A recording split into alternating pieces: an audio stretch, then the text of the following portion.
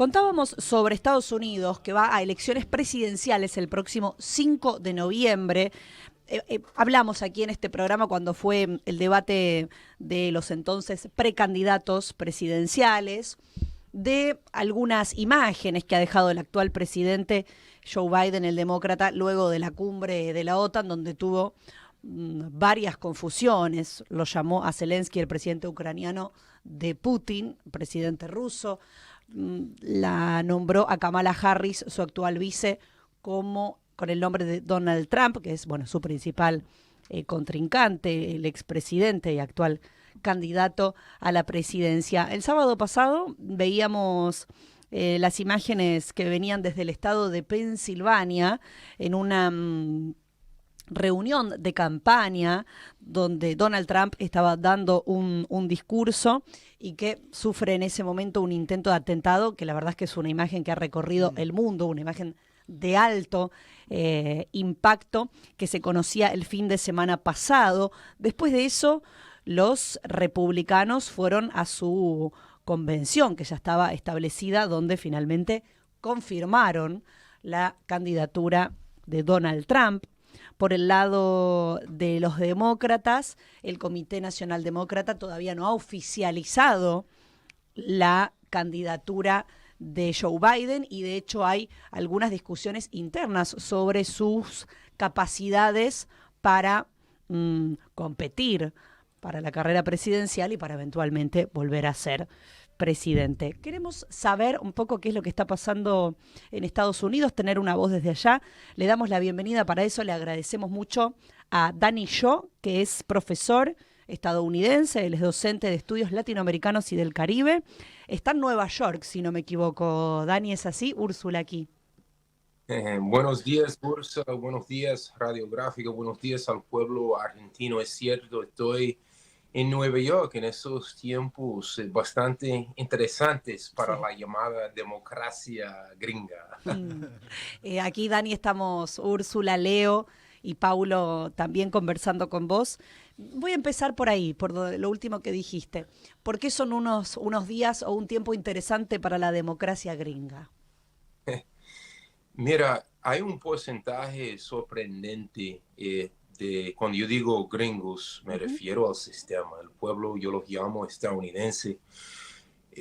La mayor parte de nuestra población, según una encuesta, es apenas 11% de la población que confía en los medios mainstream, en la prensa mainstream. Es un pueblo más desconfiado de la política y sus politiqueros. Un gran porcentaje de la población pregunta cómo es en un país de casi 340 millones de habitantes. Tenemos esos dos candidatos que no nos representan para nada. Son dos viejos, uno con ciertas discapacidades que debe de estar descalificado. Y ahora que la prensa se entera que Joe Biden se está olvidando las cosas y confundiendo. Y bueno, con Trump, con ese momento el sábado pasado, parece que Trump tuvo un momento que llegó a ver a Jesucristo, porque hasta cambió su discurso en el Convenio Nacional de los Republicanos. Ahora está hablando de unidad. Yo creo que hace una semana él era el candidato de la llamada derecha y ahora se considera el candidato de todo el pueblo estadounidense. Entonces las dinámicas políticas han estado en constante fluye esa última semana.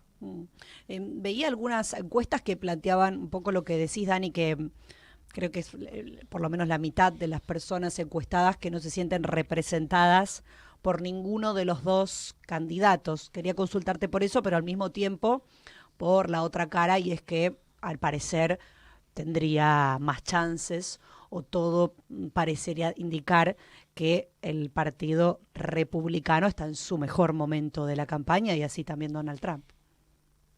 Así mismo es. Los republicanos estaban divididos en dos campos, un campo a favor de Trump, el otro campo republicano anti-Trump. Ya se han unido en cuanto a él.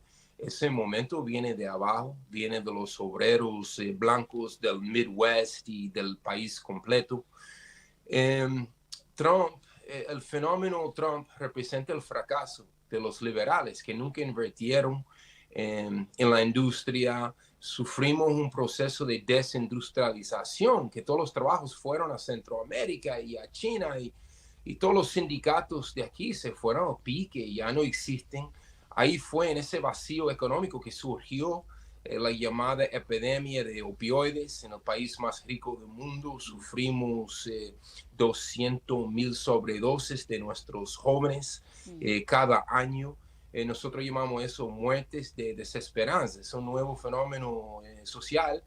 Entonces, es nuestra culpa en la izquierda. No hemos sabido hasta ahora cómo canalizar toda esa furia popular en una dirección antidemócrata y antisistema y antirrepublicano. Entonces, ahí es donde Trump se ha aprovechado. Y ese joven de 20 años que intentó asesinarlo, y ahora hablo como padre, también como analista. Yo tengo 2 hijos que tienen la misma edad que Thomas Williams Crook, el joven que casi asesinó a Trump hace una semana hoy. 21 años, ¿verdad? 20 años, 20. Él tenía 20 años. Los titulares hasta ahora casi no han dicho nada, pero un titular que sigue sonando es que el joven no tenía amigos, no tenía una vida social, y eso es muy típico de aquí en la época post-pandemia. Nuestros jóvenes sufren todo un proceso de aislamiento, y de ahí que surgen esos jóvenes que creen que pueden resolver cualquier problema con armas. Aquí estoy saludando desde los Estados Unidos de armas. Aquí casi llega a 500,000 millones, yo ni sé cómo decir esa cifra en español, en inglés, 500 million arms. Son 500 millones de armas en un país de apenas 333 millones de habitantes. Claro. Eso comienza a explicar lo que son las prioridades de la sociedad más violenta que nosotros hemos visto en la historia. Dani, ¿qué tal? Te habla Leonardo Martín, ¿cómo estás? Te escuchaba hablar de Trump y de Biden. A nivel económico, ¿qué intereses está representando cada uno? Por un lado Trump y por el otro lado Biden, o el Partido Demócrata, el candidato que decida que vaya finalmente a esas elecciones. Sí, saludos Leo, saludos Paulo. Yo también estoy preparando mi carambola, como dicen ustedes, para Caracas en cualquier momento. Mira, sí, hay grandes diferencias entre esos 2 candidatos y voceros de la clase dominante. Hay un tema principal que el pueblo gringo tal vez desconoce, y eso es el conflicto ucraniano, que no es un conflicto ucraniano-ruso, es un conflicto del imperialismo gringo junto con su brazo militar allá en Europa, que se llama la OTAN, contra Rusia, contra los intereses geopolíticos rusos y contra lo que viene siendo una nueva multipolaridad, que ahora es la pesadilla de los gringos, ¿no? Trump piensa más en lo individuo. Él no es una verdadera voz de la clase dominante y consolidada. Ellos quieren seguir mandando cientos de millones y miles de millones de dólares para esa guerra subsidiaria, pero Trump representa una amenaza existencial. Quisiéramos que fuera la izquierda que representaría esa amenaza, que venga de abajo, de la derecha, en la forma de un multimillonario corrupto, mentiroso, racista, machista, antimigrante. Pues es un fenómeno, ¿no?, de la sociología gringa de tantos siglos, de supremacía blanca, actitudes xenofóbicas y todo eso. Pero definitivamente Biden representa la continuidad de ese proyecto antimultipolar, de los intereses del imperio gringo. Trump es un tiro al aire, no se puede predecir qué va a hacer. Él se levanta un día y dice, bueno, yo me quiero reunir con Kim Jong-un, voy para Pyongyang y no hay nada que se pueda hacer. Es por eso que lo odian tanto. No lo odian por la misma razón que el pueblo americano lo odia. Trump dice que va a traer muchos trabajos de manufactura, de industriales, de nuevo a Ohio, a Indiana. Eso es imposible.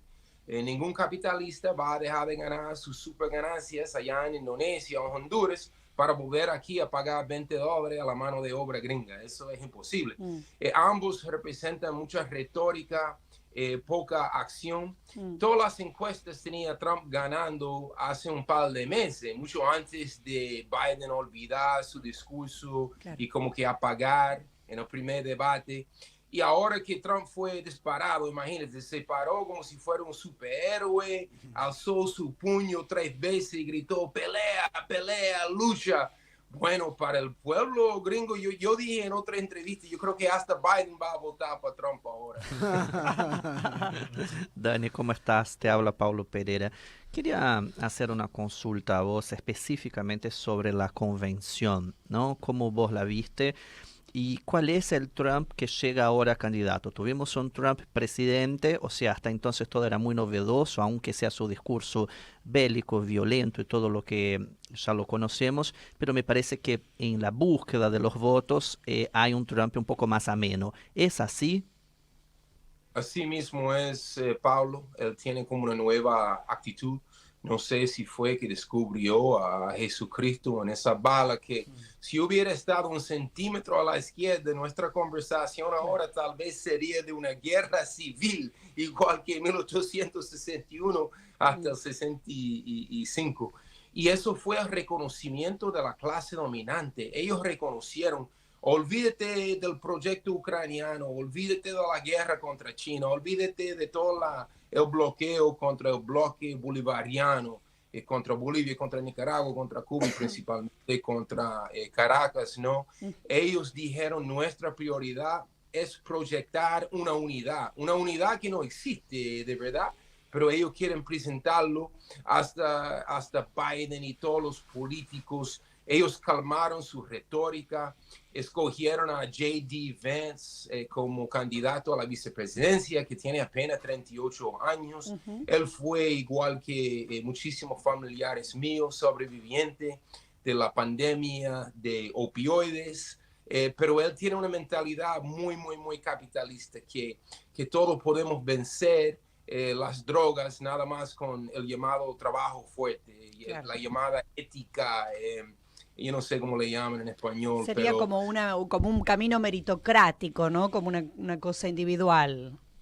Así mismo, sin ningún análisis. Por eso J.D. Vance, él publicó un libro de su vida hace como una década, lo convirtieron en una película Hollywood.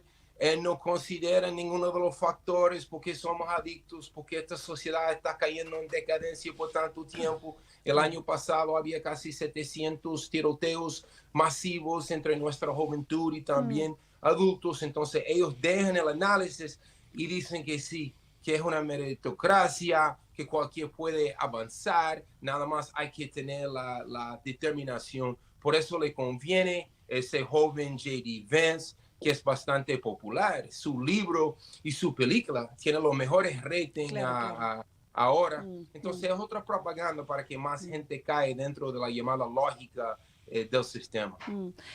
Hay una pregunta que te quería hacer respecto del atentado. Vos, bueno, relatabas un poco, por lo menos, lo que se sabe de esta persona que ejecutó el disparo contra Donald Trump y que fue rápidamente abatido por las fuerzas de seguridad.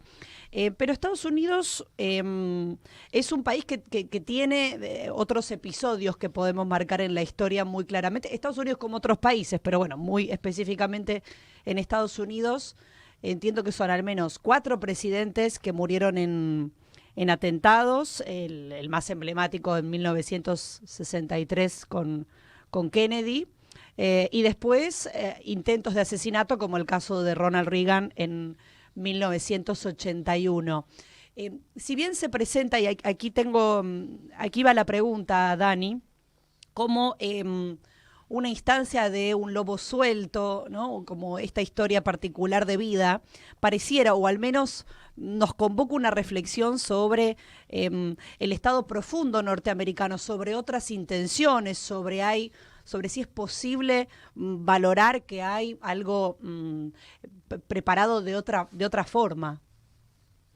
Muy bien, Úrsula. Claro, la semana pasada estábamos marchando frente a BlackRock y el complejo industrial militar en defensa de Palestina contra el genocidio. Y cuando nos llegó esa información que Trump fue disparado y y nuestros teléfonos sonando y sonando con tantas llamadas internacionales. Y claro, tuvimos que profundizar nuestro análisis para entender. ¿Y cómo se hace eso? ¿Cuál es el proceso? Pues hay que analizar la perspectiva de los voceros de la derecha, también de los liberales, ambas ramas de la clase dominante que están en competencia ahora. Hay que leer también a Breitbart y Steve Bannon y la extrema derecha.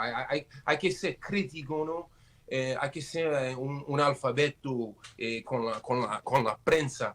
Y hasta ahora, claro, suenan 1050 teorías de conspiración paranoica, pero yo no veo evidencia hasta ahora. Eso fue un joven que actuaba solo, según todas las informaciones que tenemos. Ahora, hasta ahora no sabemos lo que pasó con John F. Kennedy en el 63. Esa información no ha salido, mucho menos vamos a saber lo que hay todo atrás. Entonces, ellos tienen razón de analizar el estado profundo y tal vez salga más información.